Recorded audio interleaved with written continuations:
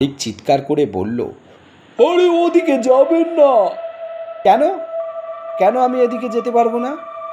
কারণ ওই দরজার ওপাশে যা আছে সেটা আপনি দেখতে পারবেন না। কিন্তু আমি আমার বোনের গলা শুনেছি। এরপর মালিকের মুখ ফ্যাকাশে হয়ে গেল।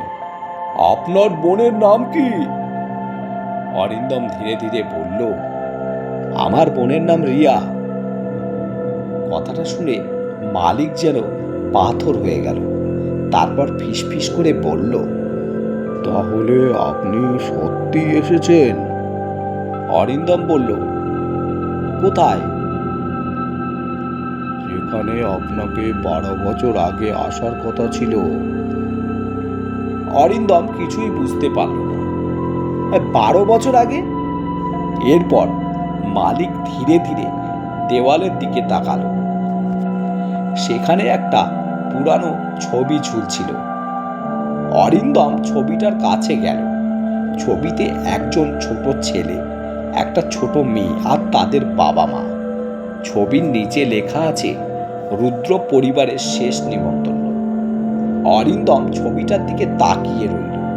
তারপর হঠাৎ বুঝতে পারল ছোট ছেলেটা সে নিজেই, আর ছোট মেয়েটা রিয়া, তার হারিয়ে যাওয়া বোন। কিন্তু ছবিটার তারিখ ছিল 12 বছর আগের, আর ছবির পেছনে লেখা ছিল একটা মাত্র বাক্য, যে নিমন্ত্রণ একবার গ্রহণ করে সে কখনো খালি হাতে ফিরে যায় না। ঠিক তখনই রান্নাঘরের দরজা আস্তে আস্তে খুলে গেল। ভেতর থেকে রিয়ার কণ্ঠ ভেসে এলো, দাদা, এতদিন পরে এলি কেন? রিয়ার কণ্ঠ শুনে অরিন্দমের বুকের ভেতরটা কেঁপে উঠল। পুরো 12 বছর ধরে সে এই কণ্ঠটা শোনেনি। ছোটবেলায় রিয়া সবসময় তাকে দাদা বলে ডাকত, কিন্তু এক রাতের পর থেকে রিয়া হঠাৎ নিখোঁজ হয়ে যায়। সেই ঘটনার পর অরিন্দমের পরিবার আর কখনো আগের মতো হয়নি। অরিন্দম ধীরে ধীরে রান্নাঘরের দরজার দিকে এগিয়ে গেল।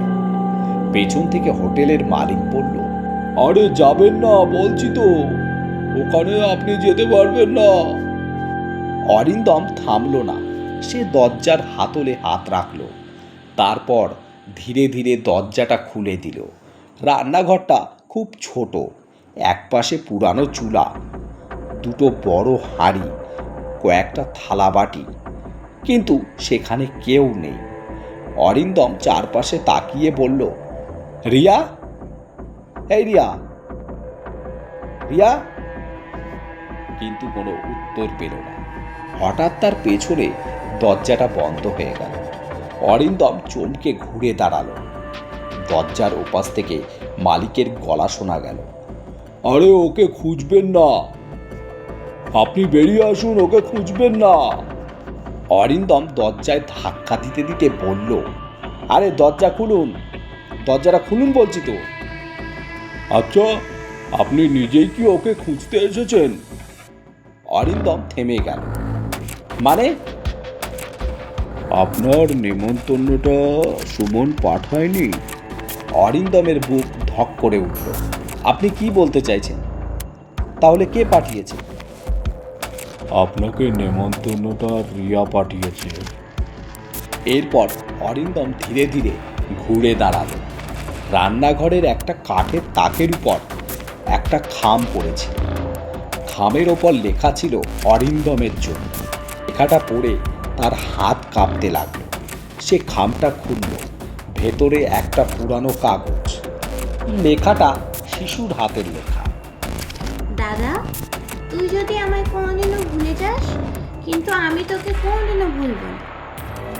সেদিন আমি তোকে একটা কথা বলতে চেয়েছিলাম, কিন্তু তুই শুনলি না। তোকে আজকে আমি আবার ডাকছি, তুই আসিস। চিঠিটা পড়ে অরিন্দমের চোখে জল এসে গেল। তার মনে পড়ল সেই রাতটা 12 বছর আগে। সেদিনও সে রিয়ার সঙ্গে ঝগড়া করেছিল। রিয়া তাকে বলেছিল, দাদা, আজ রাতে আমাকে একটা কথা তোকে বলতেই হবে। কিন্তু অরিন্দম রাগ করে তাকে রেখে চলে গিয়েছিল। পরদিন থেকে রিয়া নিখোঁজ হয়। তারপর থেকে আর তার কোনো সন্ধান পাওয়া যায়নি। অরিন্দম এতদিন ভেবেছিল রিয়া হয়তো বাড়ি থেকে পালিয়ে গিয়েছিল, কিন্তু এখন সব কিছু অন্যরকম মনে হচ্ছে। হোটেলের মালিক ও অরিন্দম রান্নাঘর থেকে বেরিয়ে এলো।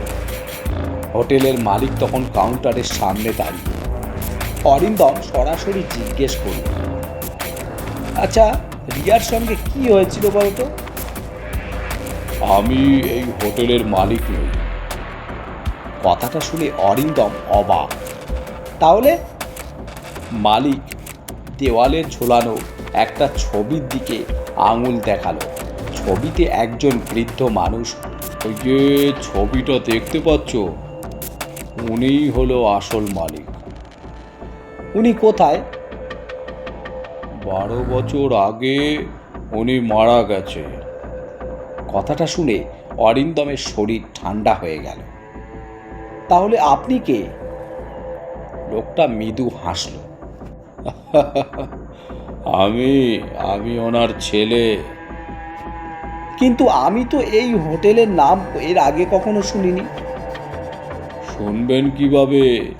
এই হোটেল তো দিনে থাকে না, শুধু রাতের নির্দিষ্ট কয়েক ঘন্টার জন্য হোটেলটা দেখা যায়। আর যাদের জন্য নিমন্ত্রণ আসে তাদের কাছে এই হোটেলটা দেখা যায়। অরিন্দম আবার দেওয়ালের ঘড়িটার দিকে তাকালো। তখন সময় 11:52। আর সে নিজের ঘড়ি যখন দেখলো, সেখানেও দেখলো 11:52, কিন্তু তার ফোনে সময় এগোচ্ছে না। মালিক বলল, 12টা বাজলে সব কিছু বদলে যাবে। কি বদলাবে? আপনি আমি সব বদলে যাবে। হয়তো আপনি এটা বুঝতে পারছেন না, এই হোটেলে ঢোকার পর থেকে আপনার শরীরের সময়ও কিন্তু এগোচ্ছে না। এরপর অরিন্দম নিজের হাতের দিকে তাকালো। কিছুই অস্বাভাবিক মনে হচ্ছে না। ঠিক তখন তার হাতের উপর একটা ছোট কালো দাগ দেখতে পেল।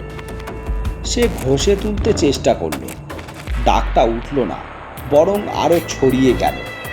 হোটেলের মালিক বলল, এটা তো সবে শুরু হয়েছে, আরো অনেক কিছু হবে। অরিন্দম আতঙ্কিত হয়ে পড়ল। কি শুরু হয়েছে? আপনি কি বলতে চাইছেন?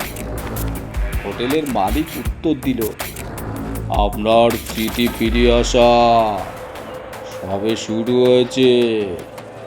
এরপর হঠাৎ হোটেলের সব আলো নিভে গেল। চারিদিকে অন্ধকার। তারপর রান্নাঘরের দিক থেকে একটা শিশুর কান্না ভেসে এলো।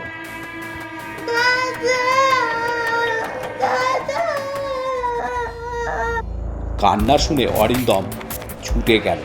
এবার রান্নাঘরে সত্যিই একটা মেয়ে দাঁড়িয়ে, বয়স 10 বা 11। চুল দুটো বেনি করা, হাতে একটা লাল ফিতা। অরিন্দমের নিঃশ্বাস বন্ধ হয়ে এলো। রিয়া, এই রিয়া, রিয়া। মেয়েটা হাসলো। এতদিনে চিনতে পারলি দাদা? অরিন্দম এগিয়ে গেল। তুই কোথায় ছিলিস? এই হোটেলেই তো ছিলাম আমি এতদিন। কেন? তুই হোটেলেই ছিলিস কেন? রিয়া কোনো উত্তর দিল না, বরং বলল, দাদা, তুই সেদিন আমাকে এখানে রেখে গিয়েছিলিস। না, আমি তোকে এখানে রেখে যাইনি। তুই ভুলে গেছিস দাদা। এরপর সে অরিন্দমের হাত ধরে একটা দরজার সামনে গেল। দরজাটা এতক্ষণ ছিল না। দরজার ওপরে লেখা, শেষ অতিথির ঘর। রিয়া বলল, দরজাটা খোল দাদা। অরিন্দম নিজের হাত বাড়ালো, কিন্তু তার হাত কাঁপছিল। দরজাটা খুলতেই অরিন্দম দেখল, না বন্ধুরা, এইখানেই এই গল্পটা শেষ হয়নি। এর তৃতীয় পার্ট শুনতে গেলে আপনাদের আর একটু অপেক্ষা করতে হবে। আর যদি এর আগের পার্টটা না শুনে থাকেন তাহলে গিয়ে আমাদের চ্যানেলে এর প্রথম পার্টটা শুনতে পারেন। আর কেমন লেগেছে সেটা কমেন্টে জানাতে পারেন এবং চ্যানেলটাকে সাবস্ক্রাইব করে দেবেন। ধন্যবাদ।